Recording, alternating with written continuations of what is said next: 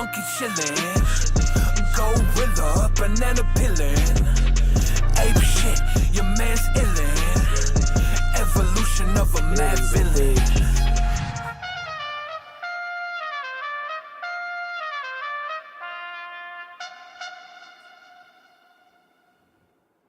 Ladies and gentlemen, it's Billy the Fridge. We're here with another episode of Big Chillin'. We got some guests in the studio. We got Isaac Meek, Undercast Studios, coming here. I think this is the first time you've been on Big Chillin' with me. We've been working in this room for so long. I know. I'm background guy, behind the scenes. Background guy. You and I got a background, but we got our guests today, Sarey, Savy, Emanuel Brown. We are... We found you guys. You Face the Music podcast, local Seattle podcast, and we started building this, and we were just trying to see who else was out there.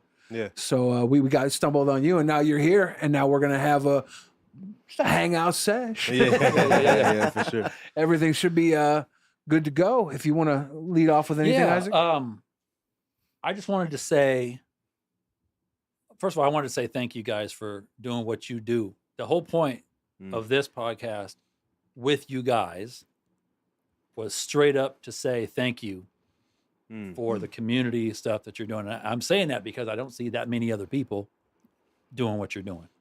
There's a few, but only a few. Why only a few? Why is it only a few people that are doing what you're doing? And so I want to say thank you. I'm coming on here to say thank you. One day I was in the bathroom. Okay. Yeah. I wasn't shitting. I was shaving my face, right? I like to have a shaved face. Right. And I'm like, man, I got to figure out who else is representing our community. Okay. So I'm on there. I'm on my phone. I'm going through stuff. And I've seen you guys' stuff on IG before. And I was like, oh, yeah, you guys are cool. And I started watching, right? And nothing crazy happened. Something happened. But I was like, man, I'm trying to support these guys. Right? I'm trying to support these guys. And I'm not trying to address, there was a little bit of drama, but I'm not trying to address the drama. That's not my goal here. Yeah. And I was like, man, why are these guys doing this for our community? What is it about you guys that makes you want to help out other artists besides yourselves? You guys are both artists. Right. Yeah. I thought I didn't know if it was rhetorical or if you were like asking it first. So that's I mean, the question is like most people are out there for themselves. Yeah. Right. You're an R&B singer. Yeah. You're a rapper. Am I saying these in the right terms that you like? Yeah. Okay. Why are you trying to help out other people? You should start. Why? Please tell me. Okay. We haven't been asked that question. We haven't. But it's the most important question, I think. No, I think it is, and I think maybe I was asking a less direct way like that. But I mean, I like directness. We like directness, but I mean, so the funny thing is that it wasn't a podcast. Okay. When it first started, it was just me, and I was just venting on Instagram. That's all I was doing. I was just venting. That's a fact, actually, and I was very frustrated about a lot of different things. And I just feel like I watch a bunch of podcasts and different people who talk about the music industry or the music business overall. And I feel like people were too nice. And I'm a very nice individual, but I also feel like you can't hide the truth. You have to be real with people. And sometimes that means not sugarcoating things, you know? Right. So I was really frustrated and just venting about things. And then we got on a phone call, and he was the one that came up with the idea to turn it into a podcast, because he was like, it'd be crazy if you and I did a podcast together. And then the light bulb went off for me. To give more context, I called him and I was like, man, it would be crazy if you and me did a podcast together, because nobody would expect us to do that. Because, I appreciate it. Yeah, no, for sure. I mean, saying. but let's just lay it all out. I'm a straight black man. He's a gay Cambodian man. Okay. Most people in reality don't think we can coexist and be cool, which is sort of weird. Well, hopefully in Seattle we are able to coexist. I think there's a yes and a no factor to that. I think it's a little bit of both because like I mean, and I don't even think it's like one of those things like it's intentional. Yeah. Okay. I think it's more of just like people are in their pockets of comfort. Yeah. And they don't really think about what goes on in other pockets of people's comfort. Yeah. You see what I'm saying? So yeah, so when I said that to him, I was like, cause nobody, you know, would see us doing that. And he was like, yeah. And then like he was like, yeah, that's funny. And then like maybe like 2 days later he calls me back and he's like, and I said in the future. Like when I said this, I said in the future. I meant like Sarey's ready. Yeah, Sarey's ready. I meant like, I don't know, maybe like 3-4 years down the road or something. And then he called me 2 days later and was like, let's just do it. Okay. And I was like, what are you talking about? He was like, the podcast, let's do it. He's like, let's do it. Let's just do it right now. And I'm just how long ago was that? Ooh, great question. Like 2 years ago? something like that. Yeah. Yeah. Yeah. Like 2 years, a year and a half. So a year and a half, 2 years ago. yes. How often are you guys putting out I shouldn't say put out. How often are you guys shooting these content pieces, these podcasts, these interviews? Mm-hmm. I mean, it's kind of, we do it in bulk. Yeah. So Yep. we will literally schedule a day and film like 6 episodes Oh, in shit. one day. And Yeah. we'll Really? bring, Mhm. You guys are Funny. blasted. You're just blasted tired at the end of that, right? Yeah. yeah, I mean, social battery is for sure done. Yeah. But a lot of people, I don't think we've spoken openly about this, but Mm-mm. like we bring a bag of clothes with us and we're like, let's just change. Oh Yep. shit! Pretend Really? it's a new Yeah. day. I need Yeah. to be a cooler guy. I have like 12 of the same shirts. So if I change, you wouldn't know. You know? Yeah. Yeah, I mean, But, that's you know. basically what we did. But it's, the thing is like the podcast, it's turning into something I don't think we really expected it to. Because we just wanted to help people. But I think in the beginning, when the initial idea was there, it was just about like helping people navigate Right. and using our own experiences. That's all it was. Yeah. We didn't expect that people would want to actually be on it because really we were just talking shit. Like we Yeah. were just I talking mean, shit. I don't think we were talking shit. I think We we were were. just. I don't think so. We were. I don't think so. I think we're just talking about things that we have been through in the industry, right? How we learn things, Yeah. and I think another thing is like we didn't want people to feel like we were keeping information from them. Yeah. Because there's a lot of major. You talking about like Artists. gatekeeping? Yeah, like stuff. major, artists, whatever, right? Like labels, whatever, right? They don't want you to have all of it because they think like, or like people just have this thought like, oh, if I tell them, like they're gonna take it from me, and it's like, well, if you're in your own space and you're good in your space, it doesn't matter. Yeah. Like, So you're trying to motivate the independent artist route versus the label route. I don't think it's even that. I think we're just trying to motivate people. We're just trying to Yeah. let people know if you want to make music as a living, this is how we got to Yeah. where we are. Yeah. Step by step. Here's the brutal, honest truth. Okay. If Yeah. people aren't clicking on your music, Yeah. if you're not getting the streams, if you're not getting the views, either your content sucks, either your music sucks, either your ego's too big, something. Yeah. You know, Yeah. and those are things we had to learn, right? So like, why not just give it real to people like that? Yeah. So do you? Okay, so this is a deeper question. We shouldn't get into this part, but really quickly, do you feel like the information that you're giving to people, like saying, "Hey, your ego's too big, Yeah. Mhm. your music sucks," Mhm. right? Or whatever news they don't want to hear. This is Right, this is right. stuff they don't want to hear. Right. Your content's garbage, or it's not consistent, or Well, whatever it is. Do Mhm. you feel like people are going to listen to you and make those changes, or do you feel like if everybody in our local industry community were talking like that, then maybe they would feel that way? My question is do you feel like you have the weight to change their mind? I would say we have the weight to change people's minds who want to listen. Well, that's right yeah. there. I don't think so this is why I said we do talk shit, because I think we talk shit in the sense of like, it's maybe not the way that people would want to hear it. You Of know? course not. Right. And so, I see. Okay. yeah. And so I don't mean, like, we're definitely, like, just to be clear, we're not out here, like, bashing people No, I know that. and organizations and things like that. Yeah. But we are taking a critical look at how people do things and being like, that's not the way that people should be approaching business, or, Right. you know, For sure. like, this is not, like, avoid these things until you get to a certain place, Right. or, yeah. So that's kind of my perspective. And I even just to add on to that, I think it's more of like it is that, but it's also like, okay, like we're not telling you that your music sucks because we think it sucks. It sucks. You know what I mean? Whatever. We're saying that because look at your information. Yeah. Like look at the people who are following you. Look at your metrics. Look at your analytics. Look at the people that are coming to your shows. It's not working. for Like whatever if it's reason. not working, if you keep seeing the same small crowds, and there's nothing wrong with small crowds, but if you see the same small crowd for 5 years straight, Yeah. something's not working. So we're basically just saying like be honest with yourself. Okay. Because Yeah. we had to be honest with ourselves. Well, while you're doing the podcast and you're running through all the episodes from episode 1 to you're at the end of season 2 now. Yeah. Yeah. At the end of season 2, are there moments along the way where you're learning from yourself by having this conversation between the two of you? Are there like epiphany moments?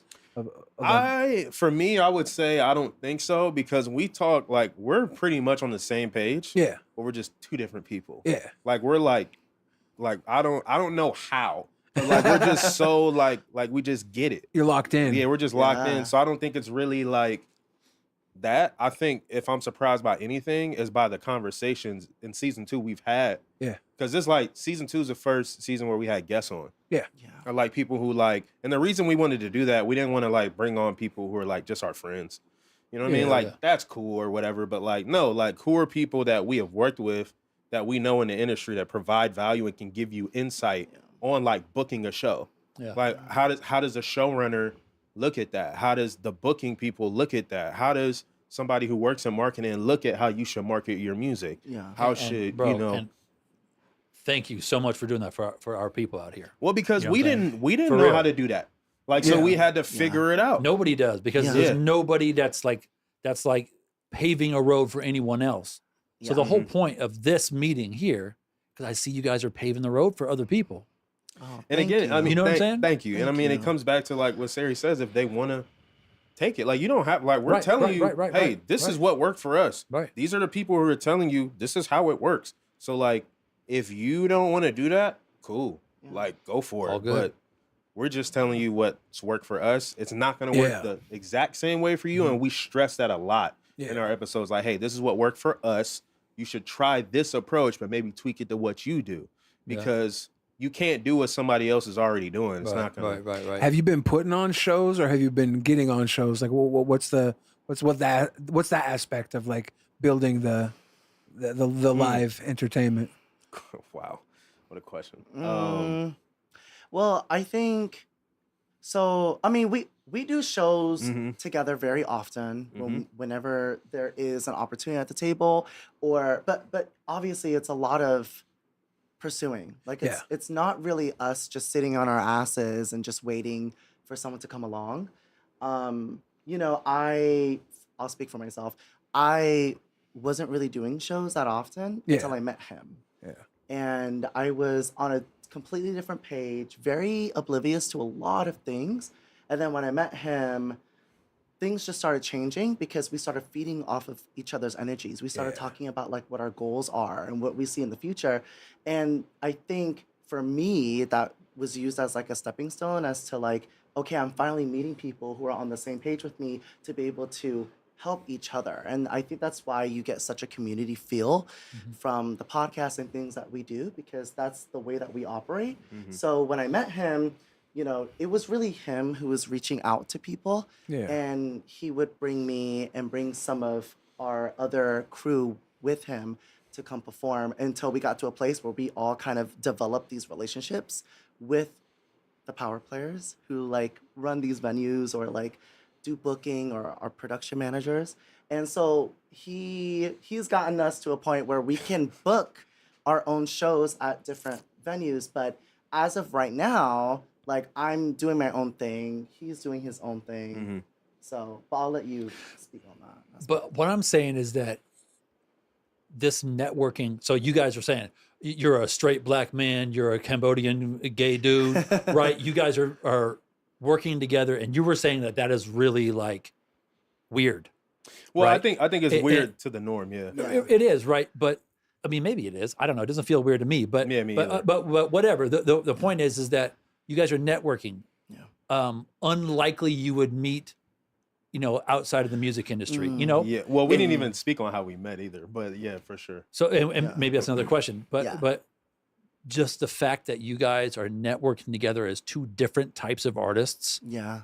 right, in this scene, and then noticing the benefits that you're getting from working together, Yeah. that's everything I'm trying to promote. Yeah. I'm trying to promote different types of people outside of your friend group, outside of your family, Yeah. getting together so we can create a scene here that is successful enough for artists to say, hey, there's already a road here that we can travel down. Yeah. And maybe the road doesn't work for everyone. Yeah. No. For Okay, sure. For sure. yeah. For sure. You guys are doing it. Like you're proof of it, Yeah. and you're doing a podcast about it.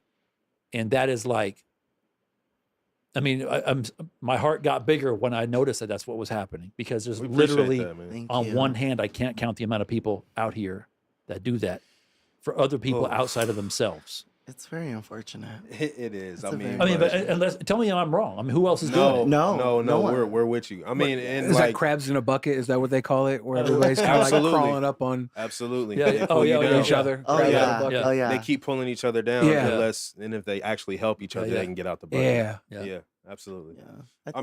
Go ahead. No, go ahead. Yeah. I just thank you, but like it's hard for me to accept compliments because like I just pay it forward because people have paid it forward for me Mhm. on how like I've learned how to do things. So Mm-hmm. it's like I just like I think it's really simple to just like if you want to see your people win, help them. Yeah. You know what I mean? Like regardless of like if they do dirty shit or whatever, grimy shit or whatever, like at least you did the right thing. Like, hey Yeah. man, like, and then on top of that, it's like I appreciate you said we're laying like a path. That's all we Yeah. want to do. But we also know that like it's up to people to not be lazy. Like this, Yeah. you can't be lazy if you want to be Well, lazy's one thing, true. right? True. The other thing is that people don't want to be outside of their comfort zone. Yeah. Yeah, there it They, is. they don't There it they don't is, want to yeah. be Even told better. by somebody who is different than them Yeah. how shit should be, Yeah. right? They and you guys are like showing them that you can, Mhm. Yeah. and that's wonderful. You, Thank you. Go you were ahead. talking about taking a compliment, right? Yeah. A lot of people can't take criticism. Mm. And when it's criticism from someone who is not like one of your own, it's one thing. But when it's somebody who like you're not vibing with, you don't have a dynamic with, then it becomes almost like you are fighting. It's like you're put in a position where you could be volatile. Yeah. So it's everybody kind of sits in their comfort zones, but it's for the reason that not enough people are comfortable being uncomfortable. Yeah, and I mean, I think that's okay too. Like, if you want to make music and you say you want to be as big as Ariana Grande or whatever, and then you realize like going along that path, maybe I don't want to be that fucking big. That's okay. Like, there's nothing wrong with that, and that's one thing we preach too is like, there's nothing wrong with where you want to fall on the scale. Yeah. Just know, like, you gotta do it. Like, you can't like just sit around and expect for it to happen for you. That's like not gonna happen. You're not going to put out well, it's not likely that you're going to put out Very not likely. Yeah. a little 30-second video and go viral, and then all of a sudden your life has Yeah. changed. Yeah. Yeah. That's people's idea. People hit me Yeah. up all the time. I'm trying to get in right now, and I'm like, how come you can't get in day after tomorrow or next week, right? Yeah. Mm. And they're like, because right now I'm about to be famous right now. It's Oh. right now. And I mean, listen, That's I get that almost every day. I used to feel like that. Like Yeah. years ago, I used to think that. I used to be like, bro, I'm fired. Like, it's over. Like, once I come Yeah, out, yeah, yeah. like, It's over. So this. How long can you have the attitude without results, though? Right? I know. You'd be That's what I'm saying. surprised. Oh, I know. You'd be I know. surprised. I know. I've Oh, seen we it. know somebody like that right now. Yeah. Yeah, we know multiple people like Oh, that. yeah. I know hella people like that. Yeah. Yeah. So It's this very dude hit me up the unfortunate. other day. I'm not going to say any names, of course. Yeah. I don't really know this guy. Mhm. Okay. He's like, I'm trying to get in 1 hour. Okay. Now, usually we're booked out. Right. Usually we're booked out. Usually you have to, but it's like a week in advance. I can squeeze you in the schedule somewhere. Yeah. And I was like, bro, I can get you in tonight at 1:30 a.m. Mm. We had an opening at 1:30 a.m. Oh, Start wow. time. We do, we're 24 hours. Well, we're almost 20. Nobody wants to work at 8 a.m. in the morning. I mean, we do sometimes, but like basically 5 a.m. to 8 a.m., Mhm. 9 a.m., nobody wants to come in. So I'm like, I can get you in at 1:30 a.m. Now, this is probably 6 hours, 7 hours later when would be the one at 1:30 a.m. Yeah.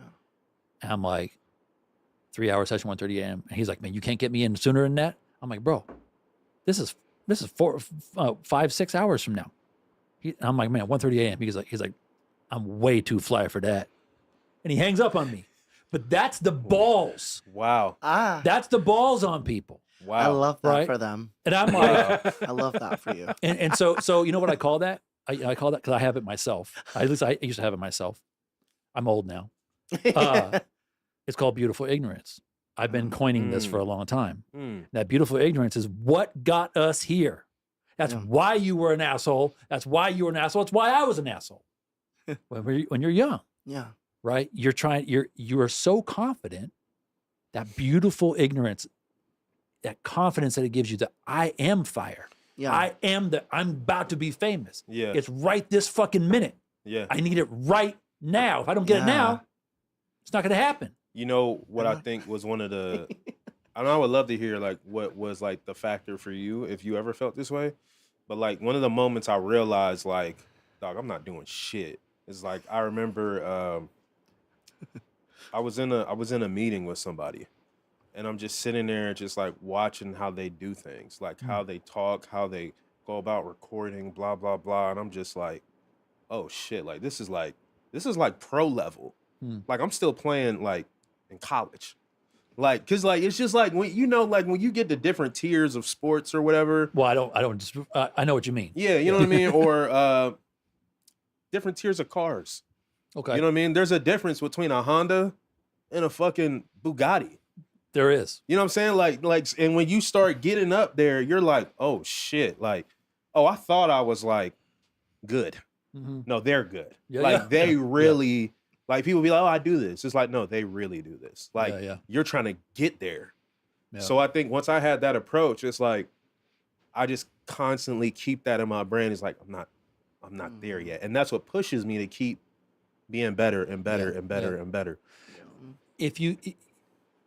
Everyone has a dream, Mm-hmm. at some point in their life, especially when they're young, right? Oh yeah. And they're like, I'm going to be a firefighter, right? I'm going to be a astronaut or whatever, right? Yeah. I'm going to be a rapper, right? I'm going to be a Okay. singer, Mm-hmm. Yes. right? I'm going to be a famous star, Mm-hmm. right? Okay. That was, I never said rapper, but I was going to be a famous star. I for didn't sure. either at first. Oh, you didn't? Okay. Well, that's interesting. And Yeah. that's maybe something we should talk about for real. Yeah, yeah. So that in the beginning, everybody has that. Like every Yeah. single kid. Like there's not one kid out there that's like that doesn't have some sort of like crazy dream. Well, I'm going to have 17 horses, you know what I'm saying? Or just whatever it is. Mm-hmm. Yeah. But the beautiful ignorance, though, you become, I don't know, 16, 17, 18, 19, 20, and maybe even up into your like maybe mid 20s, maybe 27, 28, and then something happens. And we'll get to that for a second. 28, hold on. And but that beautiful ignorance that is there, some of those kids, they lose it. And they're like, and you know what? I'm saying they lose it like it's a bad thing, but it might be a good thing actually. Yeah. Because when they lose it, it's like real life. Yeah. Mm. You got to look at real life with Yeah. like security and Yeah. and like, okay, I got to feed. Maybe I have kids, or maybe I have a family. I got a mom or whatever, a family member to take care of. Yeah. Yeah. Real life comes in. But some people, like myself, and maybe stupid, I'm not sure, are like, I'm going to beat this horse until I get what the fuck I want. Yeah. even if it's dumb, Yeah. Yeah. even if it's the bad choice, even if it's like an ignorant thing for me to do, I'm going to do it. And I did that. And everybody I think who's in this music industry has done that. Yeah. And that beautiful dumbass ignorance that we all have is what's keeping us here. All the smart people that were like, I'm going to go to college. I'm going to be a dentist. They were like, fuck being a rapper. I'm going to be a dentist. They get paid. Yeah. Rappers get paid, but Yeah. not like dentists. It's pretty much guaranteed you're getting paid as a dentist, right? Yeah. Yeah. Absolutely. So it's like that beautiful ignorance that's there. And my question is, you're 28. It's a wonderful question to ask your, okay? The difference between you at 22 or 23 Yeah. and how you perceived yourself and how you perceive this industry going versus now when you're 28, your brain's going through its final change in your life where you're now becoming a certain level of maturity and you're going to just start evening out and you're going to get wiser from here. I promise. Like it's going to be the best thing for you. Yeah. Okay. Do you feel a difference between now and 5 years ago from your, or let's 6 years What a ago, question. 28? Okay. Yeah. Because of you're coming out of this beautiful ignorance. And I have a follow-up question after that too. But you're coming out of this beautiful ignorance into your 20s and your 30s. They're going to fuck you over in a good way. but do you feel a difference in the last 5-6 years? I mean, yeah. You know, it's crazy because I have told many people in my life I can feel myself changing. But you know, when I was 22, the thing is like everyone's upbringing is a little different or a lot different, I should say. But when I was 22, I definitely felt a lot more delusional than I do now. But That's what I'm saying. That's it. Go ahead. But I also felt like I was a lot more insecure. Well, Than I think my delusion came from projecting a lot of my insecurity onto people and trying to convince myself that I'm amazing Yep.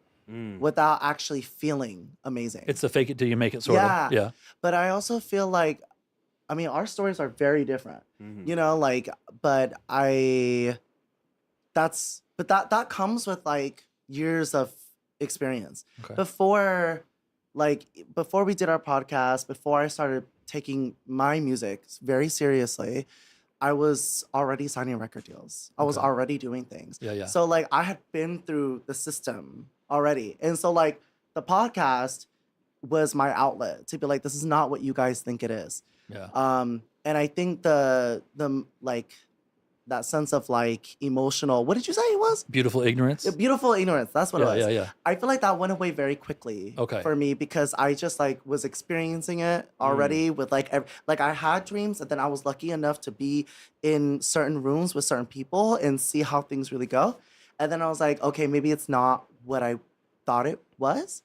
And then, but I kept going with this delusion of like, no, like that was that person's experience. That's not going to be mine, you know? And so like, cause I was born into a musical family, but as far as the change, there's a big change. Like, I feel like a lot more wiser. Exactly. Something that you mentioned earlier, especially going into my 30s, I feel a lot more aware. I feel a lot more like I can walk into a room and immediately feel like who I'm going to vibe with. And who I know immediately is going to be a hater, you know. But I, you know, I didn't get that 5 years ago because I was delusional, and I just wanted my ignorance was the thing that was like, oh, this person does like me. It's just they don't know me yet. But the truth of the matter is that some bitches will just never like you. Yeah. I think that I don't want you to think that the beautiful ignorance is bad because it's not. No, I'm no, 40. it's not. I'm 45. Yeah. Okay, I'm 45 years old, right? Yeah. I've had the beautiful ignorance, and now I'm trying to get back to it. Yeah. I'm trying to get back to it. Okay, because after you go through those 30s, right, which you'll be a killer in your 30s. You'll be a killer. Okay, you're going to get a lot of shit done. You're going to do a lot because you're wise and you have all this stuff from your 20s and all these experiences from record labels and everything. And you're going to take this mindset and this community outreach stuff that you guys are doing. You're gonna, in your 30s. As long as you don't drop this, Yeah. not just the podcast, but everything you're doing, Yeah. you know, you're going to be a killer. Okay. And that's wonderful. But you're going to get to an age, right? Because I'm here. Yeah. I'm at this age where you got, more responsibilities, more craziness in your life. Yeah. And you're going to figure out, oh shit, I'm not writing songs like I used to. Or I'm not making beats like I used to. Or I'm not staying up until 4:00 in the morning finishing this song or this thing or whatever. Like whatever you're doing to sacrifice stuff Yeah. to make things happen, whatever that sacrifice is, Yeah. you're gonna be doing less of it. So what I'm saying is that beautiful ignorance that allows you to do those things, Yeah. never completely let go of it. Yeah. Yeah. Because that is the thing that keeps you here when every other kid is dreaming about being a firefighter. You are a motherfucking firefighter. See what I'm saying? Yeah. You are that firefighter. And you won't be if you drop that beautiful ignorance. We all have to have that to be an artist. Yeah. And I think that's what people need to see and hear Yeah.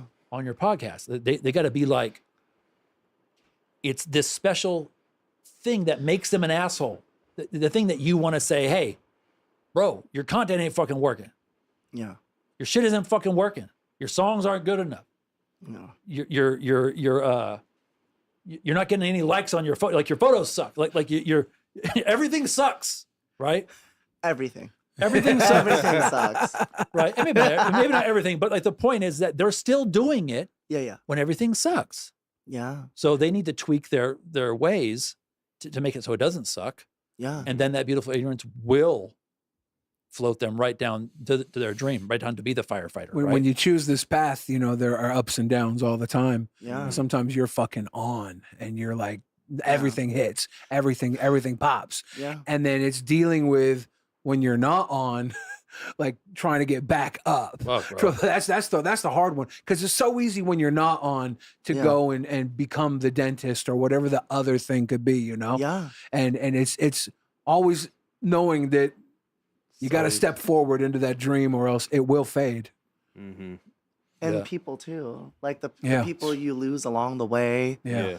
and the people that you're destined to meet that you haven't met yet, who could change your life. Mm-hmm. Like I feel like that's I think that's a big aspect too. I think it's also like intentionally surrounding yourself with people who think like you and are just as ignorant as you are sometimes, to be able to keep that momentum. I think there's a lot of people, especially, like, I think we've all been through this where it's like when things are great, things are great. Yeah. And everybody wants to be a part of it. Right. Like everyone sees the work that you're doing and they're like, I want to hop on this. And then when things are not great, and then those same people who were there in the beginning are no longer there, I think a lot of especially newer artists give up. And I think it's just a very unfortunate thing because I don't think you can teach people strength. I mean, maybe there's some instances where I guess you could. You kind of have to give a little trauma. Give them something to overcome. Unfortunately. That's Isn't how you that teach what strength, music right? is, though? Is overcoming trauma. I think music is trauma bonding. Yeah, it I very think- much is. Yeah. A like- booth is a therapy session for most artists. Oh, for sure. I think it's wild, man. Like just thinking about this, because I just think if anything, we just want, out of everything that we talk about on the podcast, I think one thing that's the most important to us is showing people like you can move with integrity and still get to where you want to get to. Yeah. It's just gonna take longer. Yeah. And like it's okay if it takes longer, because that means it's really worth having it. Like just for us to get to this point where we are right now with all the crazy things he has going on and some of the crazy shit I got going on, it's like, man, just imagine if I would have like been a little shit. Just imagine like if I didn't like treat people with respect. Like these things would have never happened for me. Took all the shortcuts. Shortcuts have shorter prizes, shorter treasures, Yeah. shorter victories. Yeah. And it adds up. You can get a lot of shortcuts, you can get a lot of little victories, but you kind of want that jackpot. You want that big haul. So you got to do the big work and make the struggle to get there. Yeah. Yeah. That's for sure. I want to hear more. Well, I want to hear how both you guys got into. We'll start with Emanuel. how'd you get into music? Like, what made you decide to what made you decide to come down this beautiful ignorance track path of music? Yeah, so unlike him, my whole family was not musicians at all. I learned later on in my life, my dad was like in a fucking singing group. Oh, that's when he was cool. like in his teenage years or That's whatever. what's up. I was like around the Temptations and shit. So, Yeah, you that's know, cool, bro. everybody was trying to do that shit. But just like everybody trying to do this shit now. But yeah, so that's the only like instance I had of it. But when I was younger, because I grew up in Virginia. Okay. So I just seen people rapping. Yeah. And like I knew about it before, but I had never like seen it like with my own eyes. And I was like, oh, that's interesting. So I just like went over, seen them rap. I was like, what the fuck are y'all doing? And they're like, oh, we're rapping. And then I was just like, oh. And they're like, do you rap? And I was like, no. Yeah, And then I do today. They're like, you want to try? And then I was like, fuck it. And then like, I just sort of, after that, like it was sort of like a thing. And then like I started like watching how like my family would react to songs like on the radio and seeing how like take them up or take them down. And I'm just like, man, that's really interesting that like people's experiences and words can like really shift somebody's life. Wow, So I was like, I would love to be able to do that with my story. Yeah. So that's where it sort of started. And I mean, I wasn't really serious about it for a long time. And then I met my homie, the first person I met when I moved here, and he sort of just put the battery pack in me that I didn't know I needed. Okay. Like he sort of just believed in me like on a deeper level than I think anybody had in my life. And that's cool that you got that person in your life, man. yeah, it was and you know the crazy thing was all he asked of me was to pay it forward to the next person. He was like, I don't want to take your money. I just believe in you. Like, you're great. He's like, just pay it forward. Pay it forward to everybody you believe in that you meet. So that's all I've been doing, like ever Good since. for you, bro. Like in That's awesome. respect for him. So that's how I got to this point. That's what's up. That's what's up. That's great. I wish I had someone who believed in me and I didn't have to pay for shit. You know, You and me both. I did pay, but I didn't pay as much as I should have. I was But giving like, you a hard time. Okay. Yeah. Oh. Yeah. So yeah, I mean, musical family, everything. How'd you start? yeah, musical family. Well, okay. How do I make this short? My family immigrated from Cambodia to America, 20 plus years ago, and my mom and dad were both singers back in Cambodia. But then, you know, my mom had kids. I have like 4 sisters, 1 brother. So very occupied. Cambodian genocide happened, immigrated to Washington State. And then we ended up. That was so quick. What, the whole genocide thing? Yeah. Genocide ban. Done. Okay, It's a very traumatizing thing for some people. Yeah, for sure. And then, came to Washington and kind of moved around. But then I spent a lot of my youth in White Center. I don't know if you're familiar with White Center. A little, yeah. Yeah. So I spent a lot of my time in White Center, but I didn't want to be an artist. Like that wasn't my thing. I wanted to be in video games. Like I wanted to do like voice acting. I wanted to do like character animation because everybody in my family wanted to be a singer. Yeah. And like I just was not. That's hella funny. Go ahead, yeah. That's not me, you know? Yeah. But like my aunt pushed this whole like entertainment thing because she was like, you have a big personality, you should be in entertainment. So like I was like a dancer with my sister, my cousin, and I was like 7 or 6 and we would go to like casinos and bars and we would have to stay backstage because we're under 21. And then, but when it was showtime, it was fucking showtime. Yeah. We went out there, we killed it every time and we made money. Not sure where the money went, but we made money. Somebody else got it. Yeah, somebody else got it. You guys got popsicles or something. we got fucked over. But yeah, so we did that. And then when I was in like 3rd or 4th grade, I was put in choir for the first time. And then like it was my choir director who was like, you should be a singer. This is in White Center. It's in White Center, yeah. And so like, yeah, he was like, you should be a singer. And then like I sang to my family a couple times just for fun. And then my aunt really pushed it. My oldest sister and my aunt both really pushed the entertainment thing because they were like, you're young, like we can mold you into being something that could be really great. And so like they started like taking me to all these auditions. I always got to know from everything. Like the local auditions, local talent shows, I always got to know. But then when I did national TV shows, I always got callbacks, which I thought was really interesting. yeah, I reflect on that sometimes. I'm like, you guys are just fucking haters. Nationally, you're great. White center, not good. Well, yeah. Seattle in general, Yeah, I yeah, think yeah. just didn't like me. Well, Seattle's such a small city for entertainment, really. Yeah. A lot of the stuff you go for is almost promised to people who aren't even auditioning. You know, it goes to Yeah, people yeah. who Yeah. know somebody. But I So was y- also very different. Yeah. Like every audition I went to, I was like the only like gay person of color Yeah. in the room. And how long ago was this exactly? Like what year was this? I don't even know. It was like when I was 12. Okay, so Yeah. so you're 20. Okay, I'm not sure. So I like already, 16 years ago. Okay, like 16 years Yeah. ago. So Well, like 16 years ago was tough, bro. That I was, know. it was tough 16 I years know ago. I was auditioning to play like white guys, like for like Yeah. TV shows and Yeah. films and shit. And like I had that beautiful ignorance where Right. like my family pushed me and I thought I could really be a guy named Brett. Like, you know, like that was never gonna happen. Me acting straight was never gonna happen. But yeah, I did it anyway. And then, you know, like I started to like it. My sister met this guy who like worked at a local record label. And then like he introduced me to Cubase and FL Studio. Okay. And then Yeah. at 12, I started like making my own beats and I had like a $5 like microphone that was just like a desktop microphone and I'll just record like sex songs and shit. Like totally normal. Just straight Yeah. sex songs all Yeah. the time. It's everybody starts there, right? Yeah, everyone starts. So with the sex songs. Don't blame me, blame the media. Yeah. So, yeah, so I started doing that. And then eventually my sister like signed a deal with Universal. And then I got to go to the studio with her. This was like when I was like 15. And then I like helped write some of her songs with her. And Oh, that was shit. like the very first time I ever got anything, a taste of the music industry. But it was the really bad side. It was like the side of like where people are doing drugs. People are like, Yeah. you know, so I was very exposed to these things very young. Yeah.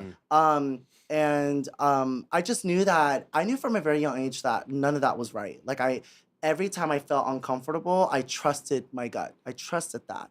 And you know, it's just like it was a very sexualized thing at the time for like all of the women in my life who were involved and were around.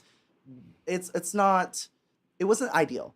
But you know, it was real life. And so I took it for what it was. And then eventually I met a guy who signed me to a label out in Orange County. Okay. And then I got dropped like 6 months later.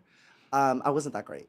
So, but it's okay, right? Like that's the story. And this was about what age? I was actually 15 at You're that 15 time. at the time. Mhm. Okay. Yeah. Okay. And then I had a management deal when I was 16, and then I got dropped from that 6 months later. 6 is my lucky number, as you can tell. Hopefully years pretty soon. Anyway, know. continue. So yeah, I kind of just did that and then just kept working on myself, working on my shit.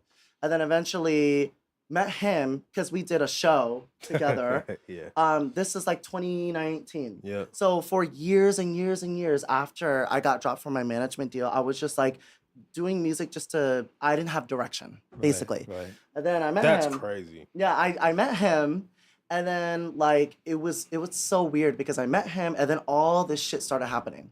Like I can't even explain. I signed another record deal. I didn't think much of it, and then things started snowballing, and I was like, oh my god, like this is actually happening, because like people were playing me on the radio, and I was approached by Sony and Warner, and I was like, oh my god, like this is actually gonna happen. Tell them how you were played on a fucking stadium in fucking Italy with Yeah. like 100,000 people or some shit. Yeah, it was. What? Yeah, so the UEFA, which I think is Europe's version of the Super Bowl, Okay.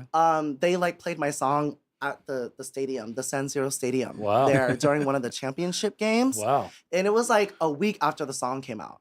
So like the label I was working with had a lot of connections and a lot of traction. And In Italy, especially. yeah, like Yeah. we there was a language barrier. So Yeah. like we couldn't even really talk. We had to use Google Translate. Oh shit. But like I was working with him and things just kind of like musically we really clicked until we didn't. Yeah. And then we kind of ran with that because I was like the artist who like we mutually did a lot of things for each other that we gave each other a lot of firsts. Okay. And so I ran with that. And then I met him. And then at one point I left my label because I just wasn't feeling it no more because they had me doing a lot of house music stuff. I love house music, but it's not the end all be all for me. And then the minute I spoke up, I was pushed back and like I was boy. yeah. I was told that I didn't know shit and all that stuff, which is crazy because I was with the label for like 2 or 3 years. Oh wow. And then we were talking about doing an album. And then I left before I was supposed to do the album thing. And I was like, whatever, I'm just going to do my own thing. So I was like planning on the side. And then we did music together eventually. This is fast forward. There's a lot of stuff that I'm not talking about in between then. But like when I totally went independent and then we started doing music together, like that's when I started to have more of a structure because of the label experiences I had as an adult. Yeah. And I'm actually glad that none of the record deals or anything worked out when I was younger because I don't think I was ready. I know that feeling. Yeah. Yeah. I know that feeling. So I get that. yeah. So then when I met him and then I started to work with labels and I started to see that they worked, I was like, okay, I'm going to take everything from this and operate as an indie and just take everything I learned. And that's Yeah. exactly what I did. That's so And dope. then, now we're doing our own thing. We have the podcast and I'm literally talking about all my experiences about working with record Yeah. labels. And that's information that people need. It's Oh, so yeah. so much. And so Yeah. thank you again. I Yeah. can't thank you enough. Not just we'll ask with the podcast first. With the podcast, I know that. So this is your second year. You're ending your second season. Is that what's Yeah. happening? It ended literally like I don't know what time it is. Probably like 30 minutes ago. At seven, right? It was Yeah. like Yeah. whatever time it was. I thought I saw something. Yeah. Yeah. So yeah, like 2 hours ago. But anyway, so are you going to come out with a third season? Like, what's the plan? What are you doing? Yeah, absolutely. Why you do that? Because I felt like I talked a lot, so I want you to have room to speak. I felt like I talked a lot too. So that's why I was being quiet. I feel like I talk a lot. So Billy, the We one all- who's Yo, I'll quiet. take over from here, Billy, guys. yeah, come Yeah. on, speak. Yeah. No, we're definitely gonna have a third season with more Mhm. guests. And I mean, I think we haven't really gotten down to the nitty gritty because, like he mentioned, like we have great things going for us, but I think at one point soon, I think it'll be soon. We'll come back to doing the third season, but I think for us. I just hope people understand like music is the first love that I have. Yeah. And so even though I love doing the podcast, it's not, as of right now in this moment, it's not a priority Okay. for me necessarily. So Are you on that same level, Emanuel? I'm with whatever. Like I mean, like You down there? yeah, I'm down with whatever. You Like, see, like Childish Gambino, Little Dicky. They got TV shows. They started doing more media. Their TV shows, the seasons would not like come 1 year later like most TV shows do because they're doing all this other stuff. Yeah. Another season might be 2 years later. It might be 3 years later. You might be waiting on season 4, and then you throw in the pandemic and everything. Yeah, The timelines aren't the same as they used to be. We're not Yeah. making content for release on like a September debut, going through March for like a series.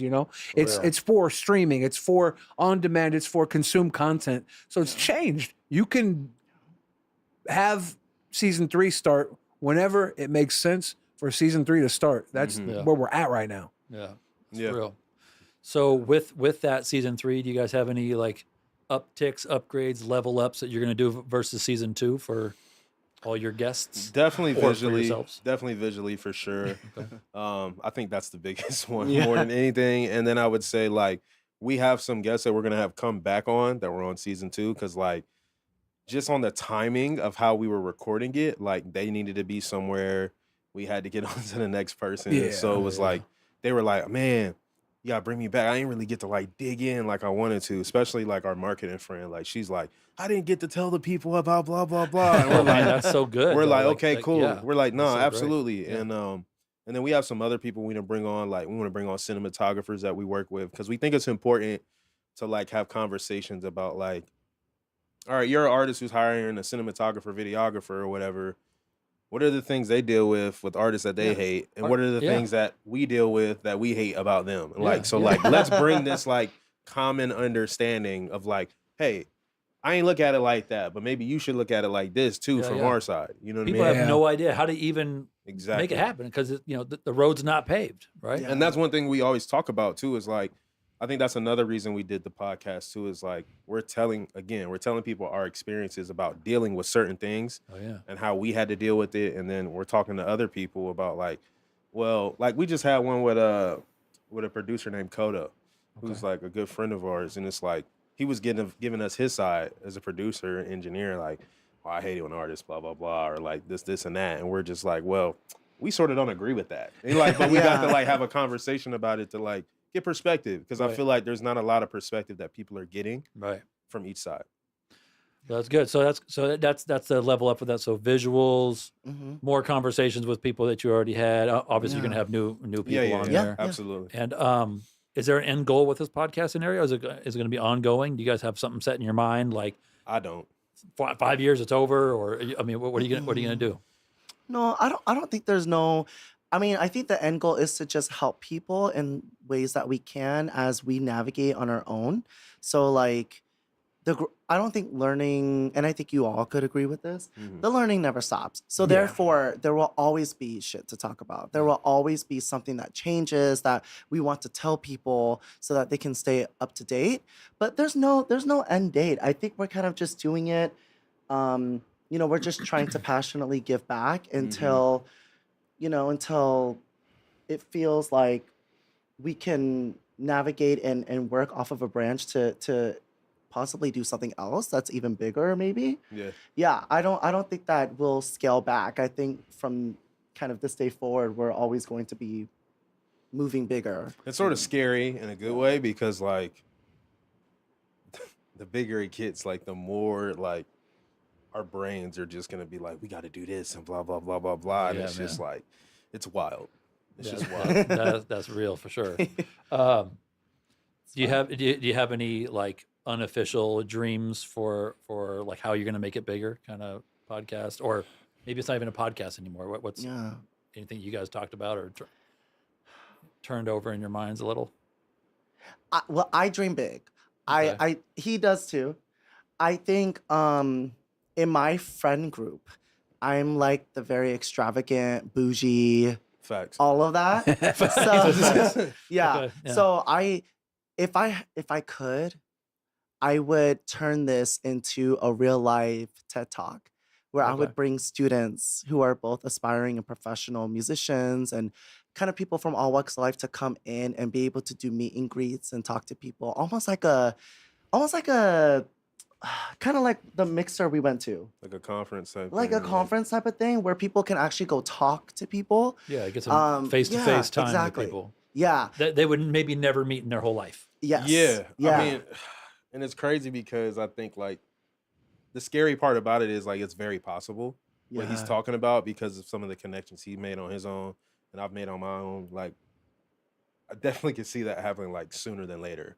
Like just hitting up people and be like, hey, like you want to come like like hosting a space. Because like I think another thing that at least for me, I always wanted people to know is like, just because your following isn't the biggest, just because you don't have the most streams, just because you don't have the most packed out shows, does not mean that your value is not great. Yeah. Because you can know some of the people who can do everything for you and nobody knows it. Yeah. And like that's the real power, is like not being like, oh, like I know this artist, or no, I know the guy that discovered that artist. You know what I mean? Like that to me, that's where the real power is. So it's like, cool, you know that artist. Well, I know him too, like, but you just don't know I know him. Yeah, you know, type of thing. So I mean, but I think there are some. I think there are people I've met in the past who are doing really great community-based, like grassroots type of organizing, where they're like, I know people who host studio, like studio mixers, and they come in and they let artists meet other artists and network. But I think for me, I've attended a couple, and I know, like, we went to one while we were in LA. And I think something I took away from that is, I think that's great, but I also think there should be an aspect where people are going to be able to like get the consultation from somebody who actively works with an artist that they look up to, or be able to have that, like, for people who look like they're inaccessible to actually be very easily accessed. But I also think that comes with the price, you know? Absolutely. So I think that's the hard part. I think the studio mixers are great, but when I'm thinking of something like this and how it could expand, I'm thinking big. I'm thinking like hosting a space and bringing people in. But you know, I think it does come with a price, but then I think it doesn't at the same time, because it depends on how good that relationship is. That's true. And that's where I come back to saying, like, it's like, stop looking at like people got to stop looking at like, oh man, I got to be the biggest. Like, yeah, you can be the biggest, but like you got to know the people who like, you got to really like, and this is something we stress is like, you really got to build a connection with people where it's not bullshit.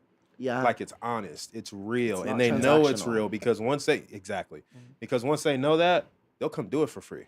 Yeah. They'll come do it for free. They'll be like, oh yeah, absolutely. Like you've been nothing but great for Yeah.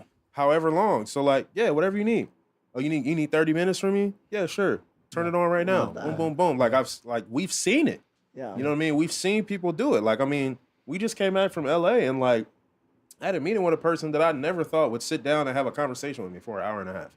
Oh, And shit. literally, they sat down and just was like, yeah, come by my office. They introduced me to everybody in their office. It was like, oh, let's walk down the street and go have some food. And like, we're not even talking about music. We're talking about their fucking personal life. Yeah, And yeah. like, to me, that's like, oh shit, like That's valuable. that's trust. You know what I mean? Because like people don't do that, especially in this industry. So I Yeah. think that's where the real value, people need to know where it is. It's not transactional, Yeah. like you said.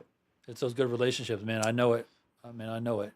And I think that with what you guys are doing, man, you're trying to cultivate that, you know, with the podcast stuff. Now, music wise, I know less about you guys musically. You know, Yeah. What? I, You didn't do your I'm sorry. research? I did some. We but, got some weed and we sat in the car and we smoked and then we passed out. Well, the music was over. that was it. Wow. No. But for real though, it's like we just need 100 more people that want to put and give back or pay it forward, as you were saying, Yeah. out here like you guys. And When you find them, you let us know. I will. please. I will. There's like these people you meet. A lot of people are looking at you like, you know, they're gonna eat off you. You know. Oh yeah. And Oh, you gotta come. You gotta come absolutely. to the table like you're ready to feed somebody. Oh, And that's when yeah. you start to get community. You start to get a team. You start to get an army. You know, you Yeah. got people who will ride with you because you're feeding and you're not eating. You know, one thing we talk about this all the time, right? And this is where we sort of differ in our approach, but it still has the same end result either way. It's like one thing I always try to do is I try to dumb it down Yeah. in front of people all the time. Like even in the way I dress, whatever. I look like a fucking bum and I love it, right? Because like when I meet people, when I meet artists and they find out I'm an artist, I want to see how they're going to treat me off of the first look, thinking I have nothing, that I know nothing.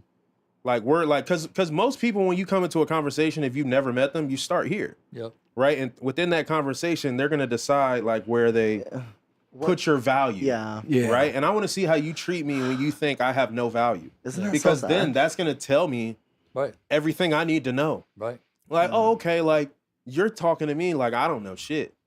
You know what I mean? Like instead of like doing the opposite, right? And assuming that I may know everything because you never know who you're talking to. Yeah. Yeah. Yeah. So that's how I always approach it. And I just think that's what led us to each other. Like it was sort of just like, oh, yeah. it's respect here. We're Yeah. complete polar opposites because I show up and I show the fuck out. Facts. Like I like to dress up, and I still don't get taken seriously. Like I have all this knowledge and I try really hard to help people and then I get shut down. Or Why do you think you don't get taken seriously? why? Yeah. I can think of a million reasons why. I think there's layers to it. I just feel like I don't think that my own personal experience has taught me that there's just not a lot of queer artists who are doing it on at least here, who are doing things on a scale that maybe the average person has taken it. I just don't see that as a thing here. I haven't met anybody who has like, kind of taken off in my terms, like where they're doing it full time and Right. they're traveling, they're touring. I feel like I haven't seen that. And a lot of times when I step into spaces, I'm usually the only gay one, like even today. And I think people are just not used to that. And so I think that when people are unfamiliar with something like that, and also it's my voice. I get told a lot that my voice and my personality, people can't take me seriously. But I just think Which is like crazy. it is crazy. You know, until people get to know me, like a lot of people have told me that it's just, we had someone who commented on the podcast Yeah, on one of our like the shorts. Yeah. shorts about like my voice and how it's like really gay. And it's like, Yeah. why do you talk like that? It's like, we're actually talking about how I sound instead of focusing on the value that I'm bringing you. Thank God for internet comments. You know what I'm saying? Yeah. It's right. just crazy to me. But I feel that, but also admittingly, like this is me also facing the music. It's like sometimes I walk into rooms and have like a bias already. Like sometimes I walk into a room and I'm like, no one in here is gonna like me. Or no one in here is gonna take me seriously based on my past experiences of like trying to work with people and do serious business, and then like people hearing the way that I sound or seeing the way that I dress or whatever, and just like judging me off of that instead of like actually getting to know me. Yeah. And so like I'm still finding, you know, I found my people, but I think as far as the industry goes, I really struggle with that aspect. Yeah. And so it was so nice to go to LA and go to the studio mixer, and there was another queer person who's Black who was like really outwardly open about their queerness. That was really inspiring for me, because there are parts of me that I hold back just for the sake of like, I really just want people to talk to me. Right. To treat you like you have some value. Yeah. Like verbally. You know what I'm Yeah, saying? Right, exactly. Or like take my ideas seriously and Yeah. not think like certain things. And I think but I also think like it's something people have to also, you know, I just think that people have to be willing to put themselves in that A position. lot of people, you can't tell them a thing. You can't tell them anything. Yeah, They're not ready to no. listen to anything. Yeah, exactly. The So Kanye, you can't tell me nothing, right? Yeah. Tell. you know what's crazy is this conversation coming up is that Emanuel and I, well, actually so there's 5 of us. Well, 4 of us now. So Whoa.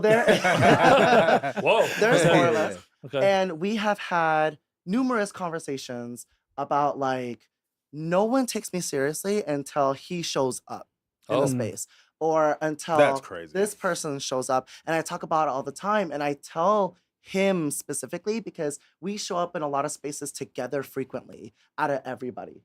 And I always tell him specifically, I'm like, please pay attention to the way that people look at me, to the way that people treat me, and the way that people talk to me.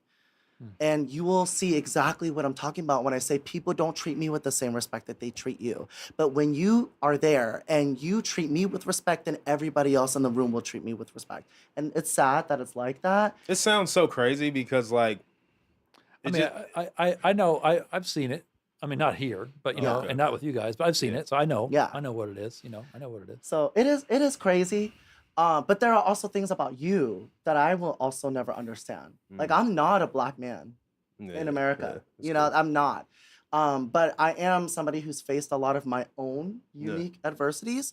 And as you know, for some people it builds character, for some people it doesn't. For me, it does build character. But at one point, I do really get tired. I do really get Of tired, course. and Of course you I'm do. like, maybe I just have to be a bitch. It's Like, all the really it's time. really interesting though, like our dynamic, because like he wants people to be like, man, y'all need to take me serious. And I'm sort of like, I don't give a fuck if you don't take me serious. Like, Yeah. because I'm just gonna keep doing what I'm doing either way. So we sort of feed off of each other, where he'll be like, no, they need to take you serious, or like, no, they need to see your value. And I'm like, whatever. I'm still like doing what I do, but also at the same time, there are moments where I'm like, you know what, you're right. Like they need to blah blah blah. Or I'll say to him, like, bro, it's okay, because when they come around, it's gonna be too late. That's yeah. When they come around and you've like shown them that you're undeniable, that feels so good. I know, but that's okay. Like I understand, and I love that mindset going into my 30s now, because Yeah. I do give, like, I'm starting to care less. I'm not all the way there, but I am starting to care less. But it also discourages me from wanting to go to studios and Yeah. wanting to work with other people, especially with men, especially because I just feel like, man, if I was just like a straight man who dressed like him or you, and I just walked up somewhere, I feel like it would be so much easier for me to just sit down and be like, you know, this is what I want. Yes this and is no. whatever. I agree with you. In certain and then- spaces. Well, I think it's a yes a yes, because I understand what you're saying. You're Yeah. the oddball, right? And Yeah. a lot of straight men are insecure and they're not able to deal with being in a room with another man who likes men, like, which is stupid to me. But I say no because it's like, just because I'm straight, like, people still are stupid and weird too, you know? So No, I think that's a good point. Mhm. I guess my challenge is, am I going to meet people who understand me on like, because music to me is very personal. Absolutely. So am I going to get to a point where I do meet like queer engineers and producers who are like, I understand like your story, like the whole homophobia shit and like trying to come up and like having to deal with that, you know, Yeah. like, so it's like, I haven't met those types of people, but I also think like maybe that's the opportunity. yeah. Maybe that's where my opportunity is to be that person to give that perspective and to also have other people share their perspective with me. But I don't know. What I can say is I've been engineering for a very long time. Yeah. And actually, I should say that I don't engineer now, but I manage engineers and I make sure that I'm engineering from the background, pulling all the strings. Yeah, So now is so much better Yeah. than what it was in the beginning Oh yeah. of, I started out in the rap thing in, what is it, around 97 or so, that's when I started really doing the rap stuff, right? Your face. And it was not, you couldn't have a queer artist come in the studio, No. and have anybody else in there. Like, it would just be a slaughterhouse. It was not a Crazy. friendly scenario. That's Yeah. And even in Seattle, where we were supposed to be, Yeah. very queer tolerant, even back then. Yeah. Right. So Yeah. I absolutely love the changes that we got to hear, but I still think that you're right. People seeing you with the value that you do bring as a person, Yeah. is so important for them to see that they're not just putting the prejudice tag on you, Yeah. and I think that it's great, and I think that's great that you're very open and that you're doing it, Yeah. and it's like, it's wonderful, Thank you. it's wonderful for that. I'm just saying, Thank you. I do. So again, this whole idea for this Yeah. podcast, this interview here, Mm. is just for people that sort of know us, not that we're very big, Same for us. Yeah. not that we're very big, know that you guys are doing stuff for the community. Yeah. Mhm. They get to see who you are, how you're different.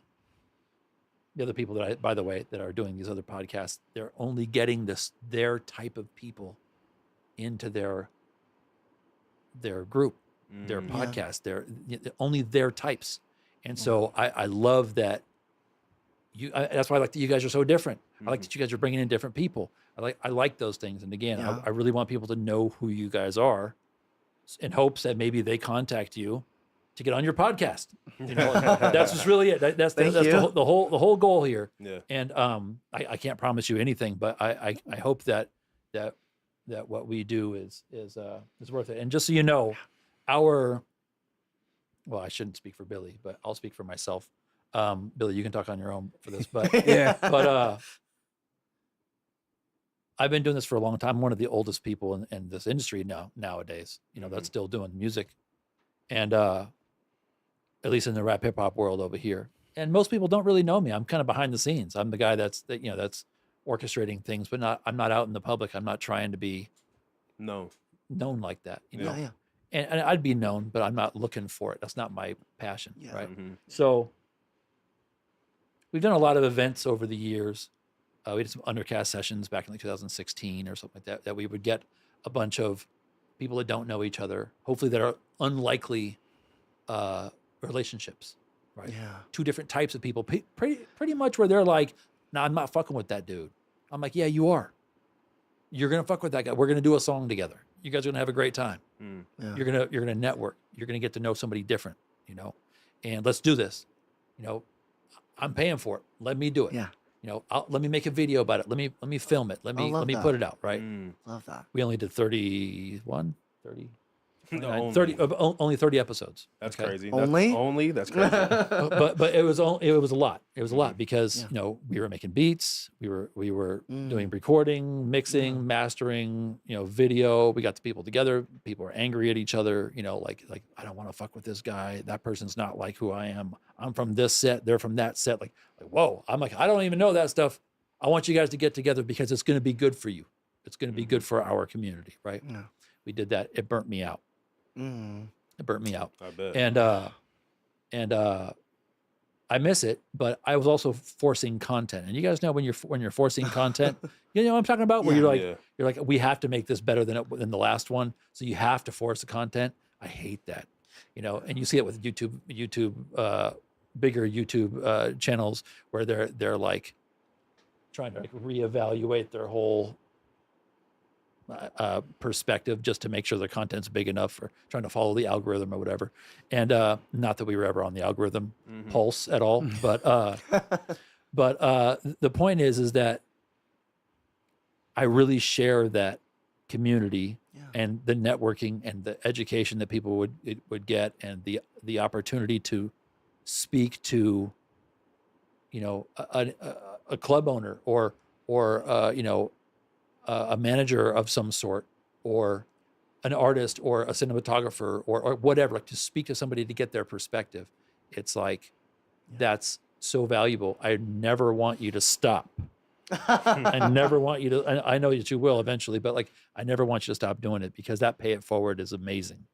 And we're planning on, with this room here, I know that you guys just kind of seen this, and this is all very new to us. Like, we haven't even ironed the curtains yet. You know what I'm saying? Like this is all very new, but we're trying to do a similar thing, and maybe not, the same podcasting that you guys are doing or whatever, but we're trying to support people who are trying to support our community. Yeah, for sure. We appreciate it. Yeah, thank you. And is there anything that you would like people to know about you that we haven't already touched on?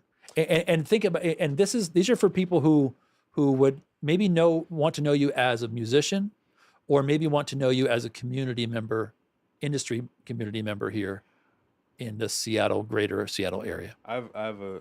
Can I say what I think people should know about you? Oh, fuck. I like that better. Yeah. Let's do that. Tell me about myself. Yeah, let's do that. I think people should know that like literally what you said, that like your value is more than what they just see. Like your social media numbers, whatever, and like your work ethic is just like, I think if people want to know what it looks like to see somebody who doesn't look like them or who does look like them work hard, in the sense of like they never complain about doing content because they make content they love. They never complain about singing at 2 a.m. because that's what they want to do. They don't complain about like just feeling defeated. They feel defeated and then they get up and do it again because this is what they want. Like, this is what they want. This is not something they're expecting to come to them. Like, they understand, like, I really have to like work for it. I really have to be dedicated. I really have to make this like almost my entire life. That's what I think people should know about him. Okay. Because I feel like a lot of people see him and they don't think that. They think like he's just like every other quote unquote artist who's like, oh yeah, you're another artist. And it's like, no, he's not another artist. He's putting work in. Because all the artists I see who are the other artists aren't doing what he's doing. They're smoking weed. And there's nothing wrong with that. Do what you got to do. You know what I'm saying? They're smoking weed. They're chilling. They're in the club. He don't do none of that shit. Yeah. He's working. Yeah. Like he's making beats. Yeah. He's mixing his own stuff. He's recording. He's putting on events for fans to be like, hey, come check out my music. Tell me what you think. Building a community. And I think that's something that he doesn't get enough credit for. Okay. Oh, thanks. There you go. Yeah. Now you got to reciprocate. Yeah. Not at all. But I mean, I feel like I always like to do the devil's advocate thing where it's like, what shouldn't you know? Like, I feel like there's so much. I feel like I could say a lot of the same things for him. I got my work ethic partly from him. That's crazy. So like That's what's up, though. I mean, that's what it's Yeah. about. That's what it's Yeah. about. Yeah. I think in a lot of ways we feed each other a lot of energy. But I think if there's anything I really want, there's this perception, and it's partly my fault too, if I'm just being honest, where I paint Emanuel to be a really bad person. Like I always tell people like he's such an asshole, like don't talk to him. I am though. When I met my boyfriend, I was like, Emmanuel's probably the person I'm most nervous about introducing you to. But I think that Emmanuel is a really exceptional human being. He has a lot of compassion for people. And I think that, everyone has a wall. I think when you first meet them. And I think with Emmanuel specifically, like, I understand why he is the way that he is, but it took me a long time to get there. Because when I first met him, I was like, why is he so like, why is he so uptight about like wanting to talk about certain things or whatever? But I think people should know that he's a very serious businessman. And I think that that is a blueprint that people should take notes of.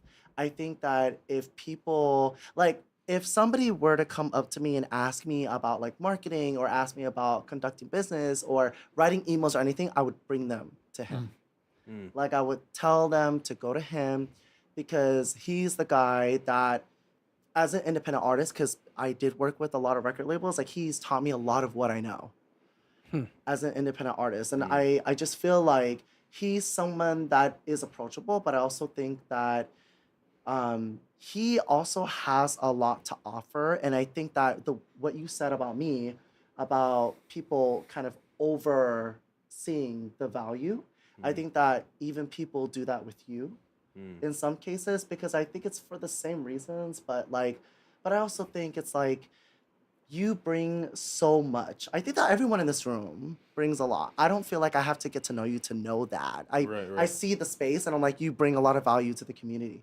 And you invest in yourself a lot. And I think that's something that people should know about him, is like, if you want to be surrounded by somebody who is 110% a go-getter and someone who like also doesn't complain. He like, I have my moments, but like I've never heard him complain once. I have my moments, like I said, but I just feel like he is the person that people should be speaking to understand like everything from square one. Like he is the person that I would tell everyone to go to. Okay. I feel like he's very like he's very organized and he's very professional.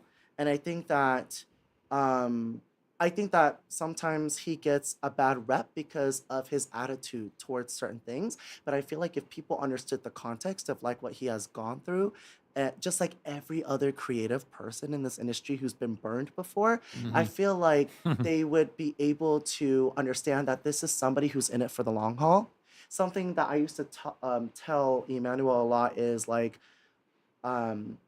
more recently, I would say, is like, we are the type of people who are not here for just a good time, but a long time. And I feel like Emanuel is one of the very, very few people in this industry and in this world as a friend and as a businessman who, like, if you could build that relationship with him, like things go, like it's very beautiful. And you just learn so much from him, like I have. So all of the same things and then some. But yeah, this is somebody that I feel like everyone should get to know, but not everyone deserves to know. Oh shit. Yeah. Okay. Yeah. Those are the best people, though. Yeah. I think so. Not everybody gets access to the tree of knowledge, Yeah. Yeah. You gotta Wow. know how to pick that fruit and be within it and eat it when it's ripe. People Yeah. will pick you for everything you're worth if you let them. That's So real. you gotta. Yes. But I Real. want to turn the table back Absolutely. towards the both of you Okay. and ask you what you think people should know about you both or each Absolutely. other. Absolutely. I'll go with Billy. I've known Billy for a long time, like a really long time. Yeah. Billy has a lot of character. I mean, I don't know if you guys don't know who Billy the Fridge is outside of this room or outside of this situation, he's crazy. This guy I've is been crazy. so dormant during this entire episode. Yeah. He's just like a regular guy right now, but usually he's a refrigerator. Yeah. Like he's Billy's got a lot going on. And he brings a lot to the table. Just the charisma and the value that Billy brings, not just to podcasts in general, not just to my life and the people that I know and value. He's a big warm heart and just a charisma guy, and really like people want to be around him. They just want to be around Billy, and I respect that so much from him. I don't know if I want people to be around me that much as they want to be around him, but I respect that he does that. And Billy's got a really big heart, and you might catch him wrestling somebody in a swimming pool of peanut butter, but It happens. But when it comes down to it, he's got a really big heart, and he's a really good dude, and so I count him a good friend. Hell yeah. You said you met somebody early on who was like the someone who believed in you and gave you like that courage. I was on a path. I was going to be doing something because I had to, because I came from where there weren't options, and I wanted to be a pro wrestler at first. Wow. I always wanted to do something. When I found Isaac, he was that guy who was doing that for everybody around him, and he gave me a place to be, a place to like learn myself, and a place to grow into who I am today. And he still does that for so many people. He's been doing that for decades, and he's built his business, he's built his character, he's built everything that he is on that principle that you feed the people who come to you and watch them grow, and you make people better. Like you made me better. I'm here. I appreciate you, dude. I'm here because I never went to college. Right? Yeah. I started hanging out at the studio, and I was like, this is my college. This is my learning. This is my learning tree. This is my guy. I attribute so much to him. I would have probably been maybe a coked up pro wrestler if I hadn't met Isaac and gotten to the music side of things. I always knew I was going to be entertaining, though. That was in me, and he gave me a place. He gave me a place to do it, not only in a way that I didn't expect it to come, but a way that was far beyond I ever expected to be. I think I was at the studio for almost 10 years before I released music. I had people who would be with us, and they knew me because I was always around. I was doing side work and stuff. And when I started releasing music, they were like, "You rap? You do this? What? Why are you dope?" Because I sat back and I learned and I soaked up stuff. He was big chillin'. Right there. He was big chillin'. And I waited to watch everybody else make the mistakes I could have made. And when I was ready to go, I went, and I came in, and within my first year of releasing music, I'm going, and I'm not doing like this crazy work.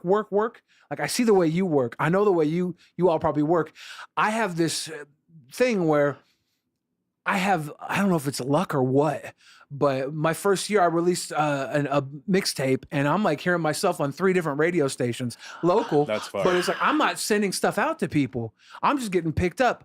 Reddit's picking me up. Reddit's throwing my music out there. I'm getting millions of views. Wow. And I'm not the one pushing it. I'm getting this luck, and I think it's because I honed myself underneath you and other talented people. And I was able to, when I was ready to go, I was beyond where a lot of people would be, because so many people put themselves out there when they're still growing. And I still always growing. But I had such a boost to me because of how much time I took and sat back and made sure when it was go time, if I would have done it 8 or 10 years earlier, it would have been different. A lot of that was because like you said, with you didn't fit in because you were so different. You were going to castings and they were looking for Bretts. There were so many Bretts There were so many Bretts in this city that wanted to be the next big, cool white rapper. And I was like, man, I do not want to be Brett. I don't want to do that. Yeah. And it took me a long time to where like, okay, I kind of am. I kind of am Brett. Let's just fucking do it. Let's drop the mixtape. Let's make music. Let's make people laugh. Let's go. And it took a while though, because I really didn't want to be Brett. Yeah. But I knew I wanted to be something. Like, and it was with music. Yeah. Because the whole time I'm doing like the wrestling stuff, comedy stuff. I had something going, but I was like, man, I don't want to be that guy that's just the cringy, dorky white rapper, you know? And I was like, well, maybe I am that guy. And it worked. You know, No, I but had people show me you own more the shit out love of than it. I could ever expect, you know? Yeah. You People own the love shit it out of when you are yourself. Right. Yeah. You know what I'm saying? Authentic. Like, Yeah. Yeah. Authentic for sure. Yeah. Anyways, again, for anybody who's watching, Face the Music podcast, right? Yeah, I would love to have you guys do any socials you want to put out too, so people can find you. Yeah, I mean, you can find me on social media and streaming platforms by looking up Savy. That's spelled Sarey Savy. Sorry, Savy. Savy. Say nothing else about your like Instagram or nothing. No, go ahead. Oh, okay. Fuck Okay. it. So yeah. I said social media and streaming platforms. I even spelled out my name. So yeah, You gonna spell out yours? You can Google it, right? You get anything, right? So there Actually, I probably should. You but, should spell yours. Yeah, so it's Emanuel Brown on all streaming platforms. Emanuel. Thank you. Because like people really do butcher that. Double M's. Double yeah, M's. double I was about to M's, say, for double sure. N's, UALIM. Like it's crazy. But and then on all social media, it's Music by E Brown. So it's just it literally how it sounds. Music by E Brown. Okay. So Is that yeah. all? That's So it. you literally, because you said that's all for me. Yeah, But you yeah, didn't yeah. say you didn't say your social media handle. You just said your name. Well, because if you type it, you can find Facts. it's I just mean, you're easy to find. yeah, Absolutely. because there's not very many serious Yeah. Savies in the world. There's I'm a lot. lucky. There's a I'm lot of Emmanuel Browns. Yeah. Yeah. Yeah. Yeah. He even said yeah. For real. For real. Yeah. And Isaac, I want you to say, you know, this is Undercast Studios we're in right now. Yeah. I've been coming to you, 3-4 albums. I've worked with you 5 albums. I lost count. Yeah. But Undercast, you're the guy that runs this place. So yeah, I am the owner and manager Snap again. of the of Undercast Studios, and my goal is to literally try to similarly make paths for people to make money in this music industry, so this dream can be a reality for your career. And I'm trying to make that happen for myself and the people around me and the greater community out here. Yes. That is my goal, and every single waking moment seems to be that weighing on my shoulders, and I'm willing to carry the weight. All right. Ooh. So yeah, And I think we're going to wrap it up on Billy the Fridge. Isaac, We've been big chilling. Thank you all for coming in. Absolutely. Very, very cool conversation. Yeah. Yeah. Appreciate you guys. yeah.